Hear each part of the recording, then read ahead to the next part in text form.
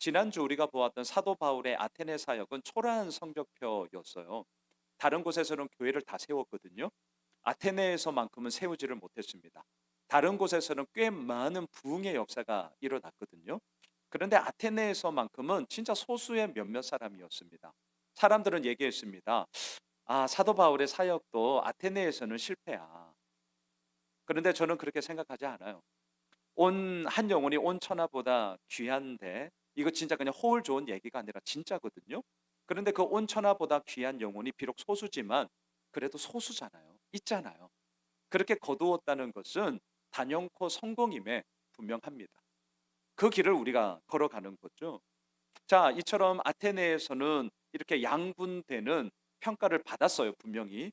그리고 이제 그것을 뒤로 하고 이제 오늘 본문에서는 고린도라는 곳으로 사역을 떠납니다. 2절을 보셔요. 아굴라라 하는 본도에서 난 유대인 한 사람을 만나니 글라우디오가 모든 유대인들을 명하여 로마에서 떠나라 한 고로 그가 그 안에 브리스길라와 함께 이탈리아로부터 새로 온지라 바울이 그들에게 가매. 사도 바울은 많은 동력자들이 있었습니다.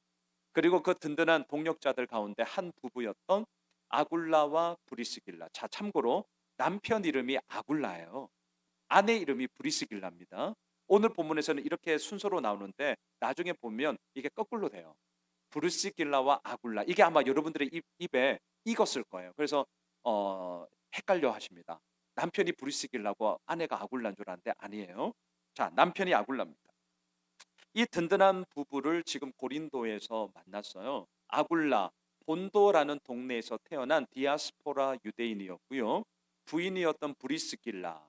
학자들은 로마 귀족 출신이다라고 대부분 추정을 하고 있습니다. 생각해 보세요.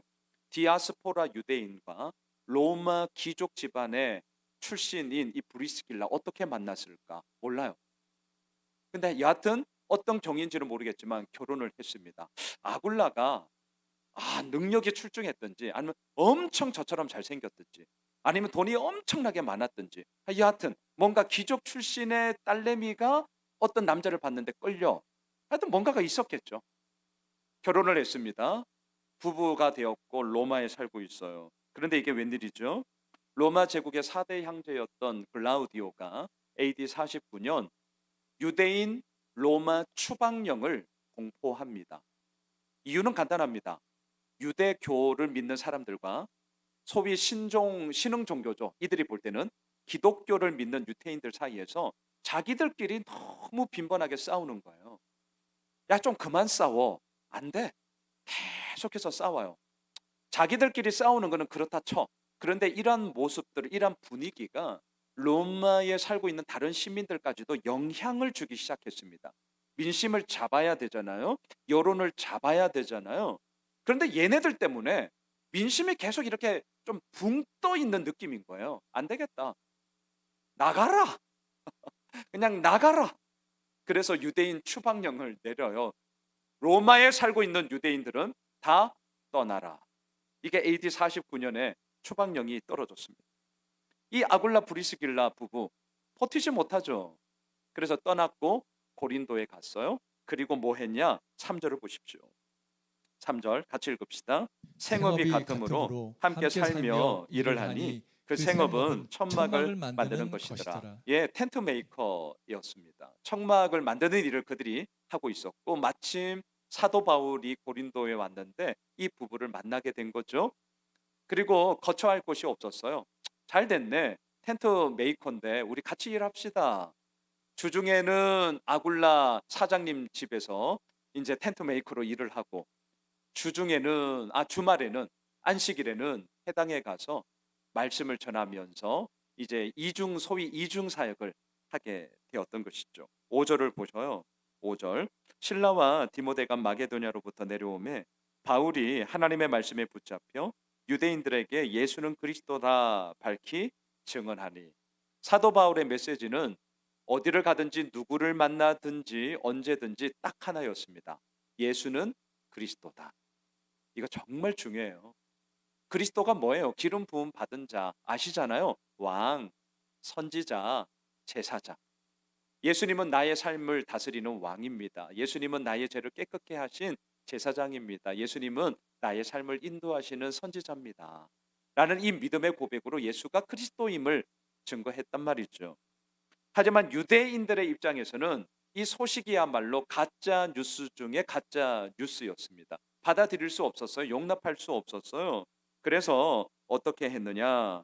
난리를 쳤고 소동을 피웠고 결국에는 해당에서 말씀을 전하지 못하게 막아버렸습니다. 바울이 들어가지를 못했어요. 어떻게 했냐고요? 7절을 보시죠. 7절 같이 읽읍시다. 거기서 옮겨 하나님을 경외하는 디도 유스도라 하는 사람의 집에 들어가니 그 집은 회당 옆이라. 회당이 안 되자 디도 유스도 이 사람이 물론 자기 집을 오픈했습니다. 그곳에서 말씀을 전했어요. 자, 참고로 저도 우리 교회를 이렇게 개척할 때 예배 공간을 뭐 이렇게 상가금을 임대하고 렌트하고 대부분 이제 그렇게 시작을 하잖아요. 예배 공간을 따로 둬요. 그런데 이 초대 교회만 해도 예배 공간이 따로 있지 않았습니다. 집을 오픈했어요. 집을. 그래서 흔히들 가정교회다 이렇게 이제 명명을 하게 된 거죠. 고린도 교회의 처음도 디도 유스도의 집에서 시작된 가정교회가 되었습니다. 자, 그런데 놀라운 일이 벌어져요. 8절을 보시죠. 같이 읽읍시다. 또 또 해당장 해당장 그리스보가 그리스도가 온 온 지방과 지방과 더불어 더불어 주를 주를 믿으며 믿으며 수많은 수많은 고린도 고린도 사람도 사람도 듣고 듣고 믿어 믿어 세례를 세례를 받. 받더라. 복음의 능력은 이곳이 회당이냐 가정집이냐, 이곳이 상가 건물이냐 독립 건물이냐 장소에 구애받지 않습니다. 복음의 능력은 당신이 유대인이냐 헬라인이냐, 당신이 대한민국 사람이냐 미국 사람이냐 인종에 제한되지 않습니다. 회당을 책임지던 회당장 그리스보가 지금 개종을 해요. 유대교회에서 기독교로. 여러분 이거 쉬운 일이 아닙니다. 왜냐하면 회당장, 회당의 모든 책임을 짊어지고 있는 소위 그냥 담임 목사예요. 그러면 그리스보가 개종하는 순간 자신이 회당장으로서 쌓아왔던 모든 삶의 커리어는 이력은 물거품이 되는 거죠. 그리고 앞으로의 인생 가운데서도 다시는 그리스보는 회당장을 할 수 있는 여지가 완전 사라지게 되는 거죠. 자, 지금 무엇을 우리에게 보여주는 것입니까? 자신의 인생을 내걸고 그리스도는 예수를 선택한 것입니다. 다시 말하면 예수 그리스도는 나의 인생을 내걸어도 결코 아깝지 않다. 아니, 나의 모든 인생을 내걸어서라도 반드시 붙잡아야 하는 분이 예수 그리스도다. 이걸 지금 우리로 하여금 알게 하는 것이죠. 자, 보세요. 이처럼 사도 바울의 고린도 사역은 지난주 우리가 보았던 아테네 사역과는 완전 다릅니다. 든든한 동역자였던 아굴라 브리스길라를 만났어요. 디도 유스도는 자신의 집을 오픈하는 헌신을 했습니다. 해당장이었던 그리스보는 자신의 가족과 함께 기독교로 개종을 했어요. 그리고 수많은 고린도 사람들이 예수를 믿고 세례를 받았습니다. 자, 이게 이제 오늘 본문 8절까지의 내용이에요. 제가 오늘 나누고픈 핵심은 이제 지금부터. 자, 잘 보셔야 돼요. 제가 말씀드리고자 하는 사도 바울은 8절까지만 보시면 승승장구. 물론 그 가운데 대적과 비방이 있어요. 하지만 결론적으로는 승승장구였습니다. 그런데 제가 이번 한 주간 오늘 말씀을 준비하면서 실은 제 마음에 울림이 되고 도전이 되었던 것은 승승장구하는 사도 바울이 아니라 9절과 10절이었어요. 자, 9절을 다시 한번 보세요. 9절 같이 읽읍시다. 밤에 밤에 주께서 주께서 환상 환상 가운데 가운데 바울에게 바울에게 말씀하시되 말씀하시되 두려워하지 두려워하지 말며 말며 침묵하지 말고 말. 말하라. 여러분 지금 이 말씀이 뭔가 좀 이상하게 느끼셔야 돼요. 자, 이상해 하세요 빨리. 이상해 하세요. 자, 이게 무슨 말이냐면 이런 거죠. 흐름을 잘 보세요. 지금 1절부터 8절까지는 제가 앞서 말씀드린 것처럼 믿음의 든든한 동력자들을 하나님이 만나게 하셨습니다. 아굴라 브리스길라 부부 엄청난 부부예요. 그냥 지나가는 부부 아니에요. 디도 유스도는 자신의 집을 오픈했단 말이죠. 우리 집도 오픈 못 하겠어. 예. 목사도 못 하는데 뭐 여러분들한테 요구하지 않습니다. 디도 유스도 대단한 사람이에요. 회당장 그리스보는 자신의 모든 인생을 내걸고 예수를 믿기로 개종했다니까요. 풍성한 열매를 맺었습니다. 자, 그러면 이 흐름을 잘 보세요. 그러고 있는 사도 바울에게 그날 밤 하나님이 나타났어요. 뭐라고 말씀하는 게 이 흐름상 논리에 맞아요. 논리적인 흐름상 무슨 말을 해야 돼요? 너 참 수고가 많다. 야, 너 이렇게 풍성한 열매를 거뒀니? 야, 너 마음껏 축복한다. 이해되시죠? 네, 이해되셔야 되는데. 네, 이런 거죠. 어제 임재 감사 예배를 드렸어요. 뒤에서도 제가 좀 나누겠지만, 자, 그러고 나서 어제 이렇게 잠을 자는데 환상에 하나님이 나타났어. 그리고 뭐라고 말씀해야 돼요? 저에게 너무나 기쁘고 감사한 일을 했으니까 양 목사 참 수고 많았다. 야, 기대가 된다야. 너희 교회 앞으로도 더욱더 경감 가운데 잘 갈 수 있을 거야. 기쁨과 희망과 축복을 주는 게 맞는 거 아니에요? 네, 논리적 흐름상 다시 구절을 잘 보세요. 근데 하나님이 뭐라고 말씀하시죠? 두려워 마. 침묵하지 말고 말해. 이상하지 않으세요? 흐름을 깨요. 분위기를 깨는 거라고요. 축복해 줘야죠. 기쁨과 희망을 선언해 줘야죠. 근데 왜 두려워하지 마, 침묵하지 마, 왜 이렇게 했을까요? 두려울 게 뭐가 있어요? 생각해 보세요. 앞서 말한 것처럼 든든한 믿음의 동력자들을 만났다니까요. 풍성한 열매를 맺었어요. 사도 바울에게는 두려워할 게 없습니다. 침묵하지 말라고요? 사도 바울 침묵한 적 없습니다. 회당장에서 말씀을 전하지 못하도록 막아버리니까 디도 유스도가 자신의 집을 오픈했고 그 집에서 사도 바울은 계속 말씀을 전했단 말입니다. 그 결과 그리스도가 회심했고 수많은 고린도 사람들이 예수를 믿게 되었거든요. 근데 왜 하나님은 두려워하지 마, 침묵하지 마, 흐름상 맞지 않는 말, 뜬금없는 말, 왜 이상한 말을 하나님이 하실까? 이게 저는 성경을 읽으면서 제 눈에 이렇게 막 보여요. 자, 답부터 말씀을 드리죠. 겉으로 보이는 상황과 달리 겉으로 보이는 상황은 어때요? 잘 나가고 있어요. 사람들은 대단하다고 얘기해요. 막 풍성한 열매를 맺었어요. 하지만 속에서는 사도 바울의 마음에 뭐가 있었냐? 두려움이 있었습니다. 그리고 그 두려움은 침묵으로 내가 나아가야겠다. 침묵을 결정했기 때문이에요. 사람들은 두려워하면, 사람들은 불편해하면, 사람들은 기분 나쁘면 많은 다양한 방식이 있겠지만 개종에 익숙한 방식의 하나가 입 꾹 다물고 있는 겁니다. 부부싸움을 해요. 우리 자매님들 어떠한 방식으로 막 화가 나면 어떻게 하세요? 저희 아내는 입을 꾹 다물어요. 속 터지죠. 어. 자매님들 가운데 제가 들어보면 좀 그런 경우가 왕왕 있어요. 물론 알아요. 더 말하면 더 이제 뻥 터지니까 내가 차라리 말을 안 할란다. 예, 왜 그럴 수도 있죠. 하지만 여러분 마냥 그 방식이 옳은 방식이냐? 그렇지는 않죠. 자, 보세요. 지금 사도 바울의 마음 가운데 두려움이 들어왔어요. 그리고 그 두려움을 해결하고자 어떠한 방식을 쓰느냐? 난 말 안 할란다. 사도 바울도 사람이에요. 그렇게 침묵을 결정했단 말이죠. 왜 두려워했을까? 제가 오늘 다 읽지는 않았지만 대적과 비방이 끊임없이 있어서 회당에서 말씀을 전하지 못하게 된 게 어떻게 즐거운 일입니까? 그 거짓말이죠. 힘든 일이죠. 디도 유스도의 집에서 말씀을 전하고 있었지만 이들이 가만히 있었겠어요? 난리 쳤을 거예요. 그리고 오늘 보면 12절을 보세요. 이것도 모자라 뭐 하느냐? 자, 12절 같이 읽읍시다. 갈리오가 갈리오가 아가야 아가야 총독되었을 총독되었을 때에 때 유대인이 유대인이 일제히 일제히 일어나 일어나 바울을 바울을 대적하여 대적하여 법정으로 법정으로 데리고 데리고 가서 가서 아니 사도 바울이 뭘 그래 잘못했냐고요. 예수가 그리스도입니다. 이 복음을 전한 게 이렇게 고소 고발을 당할 만큼 그렇게 잘못한 겁니까? 근데 유대인들은 고소 고발을 했어요. 지금도 그렇지만 고소 고발을 여러분 당해 보셨어요? 저는 당해 본 적은 없어요. 착하게 살았거든요.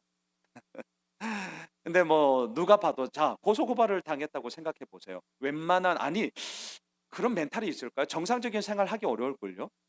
왜냐하면 여전히 내 안테나가 그 법정으로 얽혀 있는 문제 때문에 신경 쓰이잖아요. 웬만한 멘탈 가지고서는 버티지 못할 거예요. 정상적인 생활을 하기 어려울 거예요. 게다가 사도 바울은 오늘날로 굳이 비교한다면 목사잖아요. 자, 목사를 생각해 보세요. 기분 나빠도 주일 되면 저 설교해야 돼요. 토요일 날 전날에 막 부부싸움 대판하고 아니면 교회 뭐 이런저런 뭐 속시끄러운 일이 있어도 주일 날 이 시간만큼은 딱 서서 때로는 아무렇지도 않은 척 막 속에서는 부글부글 거리는데도 사랑하는 예수 오매실 가족 여러분, 속으로 뭐 하는 짓이냐 이러면서, 하지만 겉으로 드러나는 모습 가운데는 어떻게 그 유치하게 내가 화났다고 화난 부분으로 그러면 안 되죠. 그러면 안 되죠. 정말 어려운 거예요. 사도 바울도 마찬가지예요. 고소 고발을 당했어요. 자, 설교를 준비하는데 그 설교가 온전히 준비되겠습니까? 자, 설령 설교를 했다고 칩시다. 성도님들이 저 사도 바울 목사님, 저 양순원 목사님 고소 고발 당해서 지금 법원 들락날락거리고 있대. 그런 목사의 메시지가 고지고대로 여러분들 들어오시겠어요? 안 들어와요. 거짓말하지 마세요. 안 들어와요. 그러면서 들으시면서 얘기할 걸요. 니나 잘해라. 이렇게. 이거 심각한 문제예요. 다들 남 얘기니까 지금 뭐 음. 이거 심각한 문제라고요. 제가 늘 씨름하는 문제가 사실 이거예요. 예수 오매술교회 지금까지 잘 왔어요. 정말 잘 왔어요. 너무나 감사해요. 하지만 이것이 한순간에 와르르 무너질 수 있다. 그 문제의 핵심은 누군 줄 아세요? 예요, 예. 어, 예에 달려 있어요, 사실은. 제가 이렇게 싸워왔다 할지라도 한순간 뭔가 삐걱거리는 순간 그 싸워왔던 것은 물거품이 된다는 걸 제가 너무 잘 알고 있어요. 그래서 긴장하는 거예요. 어, 목회에 많은 일들이 있어서 목사가 스트레스 받고 텐션 가운데 있는 게 아니라 이 부담이 여러분 사실 어마어마합니다. 말을 했네요. 네. 어마어마한 거예요. 사도 바울은요, 고소 고발을 당했습니다. 그것이 그냥 넘길 수가 없는 거죠. 두려움으로 오는 거예요. 그리고 그 두려움으로 말미암아 사도 바울은 내가 적어도 고린도에서는 이제 말씀을 전하지 않을란다. 내가 그냥 침묵해야겠다. 침묵의 방식을 썼죠. 그런데 하나님이 보시기에는 이 결정이 옳은 게 아니었습니다. 그래서 말씀하십니다. 사도 바울 두려워하지 마. 그리고 연이어서 얘기합니다. 침묵하지 마. 엊그제였어요. 목요 저녁 제자반 하거든요. 그때 무슨 질문을 나누었냐? 지금까지 내가 경험한 하나님, 그 하나님의 이름을 내가 붙일 수 있다면 무엇입니까? 이제 우리 주일 제자반에서도 나누게 될 텐데, 목요 제자반 가운데 우리 김미애 집사님이 이 질문에 대해서 이렇게 답했습니다. 목사님, 저에게 있어서 하나님은 나의 은신처이자 나의 피난처입니다. 자, 그러면서 이제 그 이유를 이렇게 말씀하셨어요. 왜냐하면 안 믿는 남편 때문에 속 엄청 상해요. 그리고 살아가다 보면 저런 일 많아서 스트레스 받고요. 아우, 막 때로는 막 짜증나고요. 힘들고요. 마음에 낙심도 되고 낭망도 돼요. 근데 목사님, 저 아직까지 많은 건 잘 몰라요. 하지만 저 교회에 나와서 하나님, 하나님 그러면서 마음에 속상한 거 저 얘기하고요. 낭망하고 절망하고 막 짜증나고 불평스러운 것도 하나님 이게 뭐죠? 하나님 좀 도와주세요. 저 그렇게 아뢰고 기도해요. 그러면 설령 문제가 다 해결되지 않는다 할지라도 그래도 제 마음에 위로, 평안, 감사가 그래도 스물스물 올라오더라고요. 하나님은 저에게 은신처, 피난처입니다. 와, 너무나 멋진 고백 아니에요? 전 100% 동의합니다. 여러분 그렇습니다. 두려우면 두려울수록, 힘들면 힘들수록 우리가 익숙하게 쓰는 방식은 입 꾹 다물고 침묵이에요. 물론 제 이 말을 오해는 하지 마셔요. 그럼 침묵이 마냥 나쁜 겁니까? 아니요, 제가 그 말 하는 게 아니에요. 침묵을 왜 하냐는 그 이유를 들여다보자는 거죠. 적어도 두려움 때문에 침묵을 하겠다고 결정하셨다면 제가 말씀드립니다. 오늘 하나님이 말씀하세요. 그건 잘못된 결정. 두려우세요? 그러면 하나님께 말해야죠. 두려우세요? 그러면 믿음의 동력자들과 함께 나누셔야죠. 교회 왜 다니세요? 믿음의 동력자들과 그 어려운 관계를 왜 맺어가려고 하세요? 두려우니까, 힘드니까, 어려우니까 그 말함을 통하여서 함께 나누고 그 나눔을 통하여 그 가운데서 하나님의 이루어 나가심을 보기 위하고자 함 아니겠습니까? 자, 두려워하는 바울, 침묵하는 바울, 어색하죠. 우리에게는 익숙하지 않아요. 바울 하면 뭐가 떠오르세요? 열정을 다해 자신의 목숨을 내걸고 사역하는 바울. 모든 것을 다 배설물로 여기고 오직 예수 그리스도만을 향하여 생명 걸고 나가는 바울. 이것만 익숙해요. 그런데 침묵하는 바울, 두려워하는 바울은 어색합니다. 저도 어색했어요. 그런데 제가 이 어색하고 이상한 사도 바울을 계속 묵상했습니다. 그리고 그 바울에게 말하는 하나님, 두려워하지 마. 침묵하지 마. 이 하나님을 계속 묵상하면서 제가 깨달은 게 하나 있어요. 제가 요거 하나 나누고 이제 오늘 말씀을 마칠게요. 제가 뭘 깨달았느냐? 이거예요. 한번 들어봐 주십시오. 하나님이 바울을 쓰시는 것은 두려움에도 불구하고 이겼기 때문에, 무서움에도 불구하고 승리했기 때문에, 무능함에도 불구하고 능력이 있었기 때문에 하나님이 바울을 쓰신 게 아니라 사도 바울이 두려워하기 때문에, 사도 바울이 연약하기 때문에, 사도 바울이 무능하기 때문에 하나님이 사도 바울을 쓰셨구나. 자, 이게 이런 말이에요. 우리 모두에게 익숙한 것은 그럼에도 불구하고죠. 그럼에도 불구하고. 이 말 우리 엄청 좋아하잖아요. 왜? 믿음이 부족하지만 그럼에도 불구하고, 능력이 부족하지만 그럼에도 불구하고, 사랑이 부족하지만 그럼에도 불구하고, 나의 상황과 조건을 볼 때는 나는 그렇게 할 수 없지만 하나님은 그럼에도 불구하고의 역전의 은혜를 주셔서 나로 하여금 기꺼이 감당하게 하셨다. 이거 아멘입니다. 저에게도 이러한 이야기 엄청 많아요. 이거 분명 맞습니다. 그럼에도 불구하고라는 이 역전의 은혜가 오늘 분명히 우리를 이 자리까지 인도하셨어요. 그런데 이번 한 주간 말씀을 묵상하고 준비하면서 제 마음에 울림이 되고 도전이 되었던 것은 그럼에도 불구하고, 이거 분명히 있어요. 오해하지 마세요. 분명히 있습니다. 그런데 여기에서 한 걸음 더 나아가 저는 사실 그럼에도 불구하고 이게 아니라 그렇기 때문에, 이게 저에게 엄청난 은혜였어요.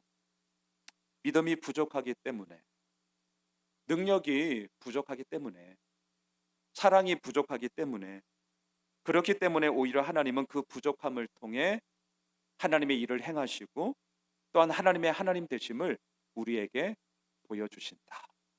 이 사실이었습니다. 저는 어제 임직 감사 예배를 마치고 너무나 영광스럽고 너무나 감사했습니다. 다시 한번 임직을 받으신 우리 장로님들, 권사님들, 안수 집사님들, 또 수고해 주신 모든 분들께 다시 한번 감사드립니다. 저는 개인적으로 어제 임직은 어떠한 시간이었느냐? 드림 컴 트루였습니다. 제가 꿈꾸었던 것이 오늘의 현실 가운데 이루어지는, 꿈이 아닌 현실이 되는 시간이었어요. 개척을 준비하면서 저 결심한 게 있었습니다. 이 교회도 언젠가는 임직을 해야 될 터인데 나는 이 교회를 시작을 하면서 언제 임직을 할까? 5년은 지나야 되겠다. 뭐 누가 뭐 해라 마라 아니에요. 그냥 기도하면서 제 마음 가운데 이 교회가 적어도 5년은 지나야 내가 그때부터 기도하면서 임직을 생각해 보리라. 제가 그렇게 결심을 했어요. 왜 5년이냐? 보통 한 텀을 3년이라고 말하죠. 그렇죠? 세상에서도 한 텀을 보통 3년 얘기해요. 제 생각에 그 교회의 소위 임직, 중직자가 된다고 한다면 교회 출석 3년 말고요. 여러분, 교회 출석 3년 말고 섬김의 자리에서 다른 사람들을 돌아보며 케어하면서 그 가운데서 얼마나 어려운지도 몸으로 느껴보고 그 한 영혼을 위해서 울어보기도 하고 하는 그 한 텀, 섬김의 자리에서 적어도 3년 이상은 되어야 그래도 그 교회를 섬기는 중직이라고 말할 수 있는 것 아닌가라는 그냥 저의 생각 때문이었습니다. 우리 교회가 3년이 지나갈 때 어, 간혹이에요. 간혹. 그냥 한 몇몇 사람이었어요. 저에게 이렇게 와서 말했어요. 목사님, 근데 우리 교회 이제 임직 안 해요. 3년이 딱 지나니까 가끔 이제 그런 얘기를 저한테 이제 말씀하시더라고요. 그래서 저는 그때도 동일하게 말씀드렸어요. 우리 교회가 5년은 지나야 합니다. 왜냐하면 시간의 검증을 반드시 받아야 합니다. 이 교회도 마찬가지고 저도 마찬가지고 누가 될지는 모르겠지만 소위 임직자가 된다면 그분은 반드시 시간의 검증을 거쳐야 합니다. 그 시간의 검증은 이 교회가 5년 이상 될 때부터 이제 저는 보게 될 것입니다. 좀 더 기다려 보시죠. 반드시 하나님은 그 시간 속에 당신의 일을 행하실 하나님의 사람들을 세울 거예요. 제가 그때도 동일하게 말씀드렸거든요. 교회가 시작되기도 전이었습니다. 아무것도 없을 때였습니다. 아니 아무것도 보이지 않을 때였습니다. 하지만 기도하는 가운데 임직과 관련해서는 제가 결심을 한 게 5년 이상이 될 때다. 그런데 그 결심, 그 생각, 그 비전이 어제 저에게는 이루어진 거예요. 이제 첫 단추를 깬 거죠. 이제 또 언젠가는 2대, 3대로 계속 갈 수 있겠죠. 얼마나 감사했겠어요. 어제 저녁, 어제 좀 늦은 오후까지 이제 아내랑 정리를 하고 집에 돌아갔습니다. 저녁을 먹고 이제 오늘 설교도 있으니까 다시 한번 이제 아이패드 열어가지고 쭉 보면서 이런 생각이 들었어요. 어떻게 이런 감사함이 주어졌지? 어떻게 이 교회가 태어났지? 어떻게 이 교회가 지금 여기까지 오게 되었지? 어떻게 귀한 하나님의 사람들이 우리 성도님들 한 분 한 분이 그 많고 많은 교회 가운데 이 볼품없는 예수 호미실 교회로 와서 함께 섬기게 되었지? 어, 질문이 막 나오는 거예요. 그러면서 뭔 생각이 들었냐? 목사님 내가 잘해서인가? 아니면 우리 교회가 뭐 멋들어진 뭐가 있어서인가?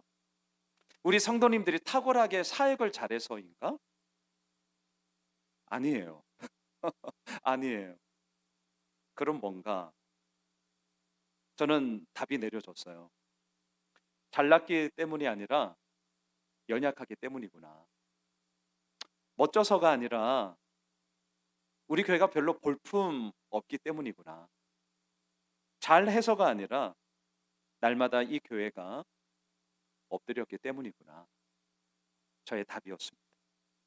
저는 어제 시간들 또 어젯밤에 다시 한번 저에게 주신 이 마음을 통해서 더더욱 알게 되었습니다. 내가 두려워함에도 불구하고 이겨냈고, 내가 연약함에도 불구하고 승리했고, 내가 부족함에도 불구하고 극복했고, 소위 인간 승리를 이루었기 때문에 하나님이 당신의 일을 행하시는 것이 아니라, 이게 아니라 내가 두려워하기 때문에, 내가 연약하기 때문에, 내가 부족하기 때문에, 내가 잘 모르기 때문에, 그래서 하나님은 당신의 일을 행하시는 거다. 하나님은 오늘 우리에게 말씀하십니다. 10절을 보십시오. 같이 읽읍시다.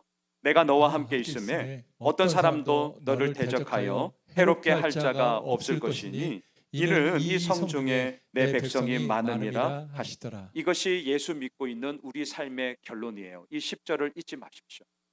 이게 예수 믿는 우리의 삶의 최종 결론입니다.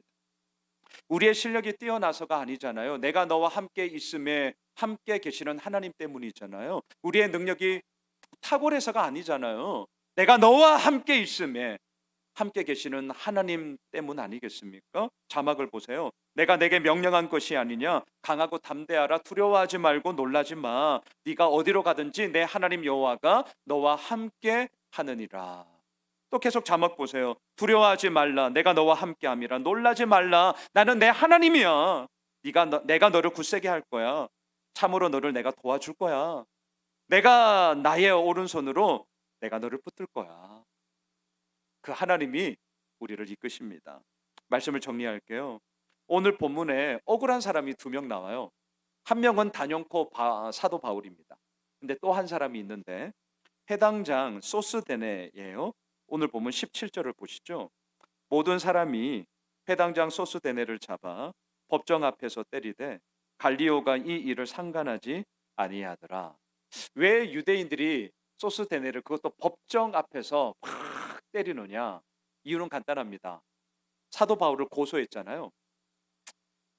법정에서 졌어요. 기각을 당했어요. 아마도 해당장 소스데네는 유대인들을 대표해서 이 법정 싸움의 대표자 역할을 했던 게 분명합니다. 근데 법정에서 졌어. 콧대 높은 유대인들의 이 콧대가 깡그리 부셔졌어요. 얼마나 자존심 상해요. 참고 넘어가려 했지만 못 참겠어. 기가 차. 열받아 가지고 사도 바울 때리면 또 난리 날까 봐 자기들을 대표했던 해당장 소스데네를 막 때려요. 자, 소스데네 입장에서 얼마나 억울합니까? 얼마나 분해요. 어제까지만 해도 한 편이야. 그런데 법정 싸움에서 졌다고 자기를 유대인들이 때려. 얼마나 억울해요. 그런데 자 보세요. 놀라운 일이 그 이후 벌어집니다. 자막을 보십시오. 고린도전서 1장 1절. 시간이 지났습니다.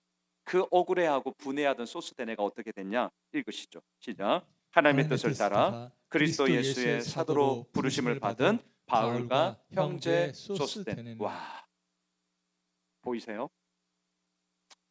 같은 편으로부터 짓밟힘을 당했어요.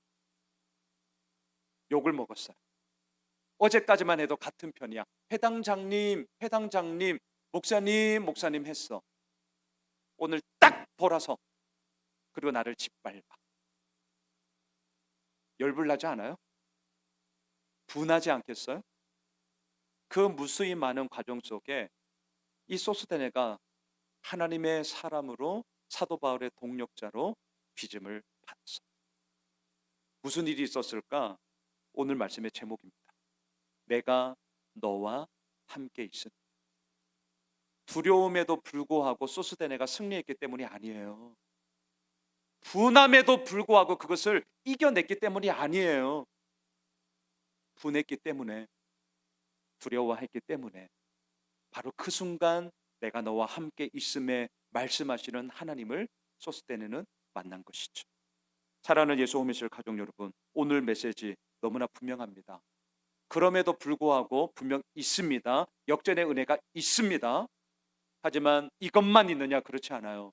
그렇기 때문에 이루어 나가시는 하나님의 은혜의 손길도 있습니다. 오늘 하나님은 분명히 말씀하세요. 내가 너와 함께 있음에 어떤 사람도 너를 대적하여 해롭게 할 자가 없을 것이다. 바라기를 이 결론을 내려놓고 우리는 이미 살아가고 있는 하나님의 사람들입니다. 이번 한 주간도 우리와 함께 하시는 하나님으로 말미암아 능히 대적할 자 없으리로다. 이 말씀을 오늘의 현실 가운데 선포하며 담대히 나아가는 하나님의 사람들이 되시길 주님의 이름으로 축원합니다.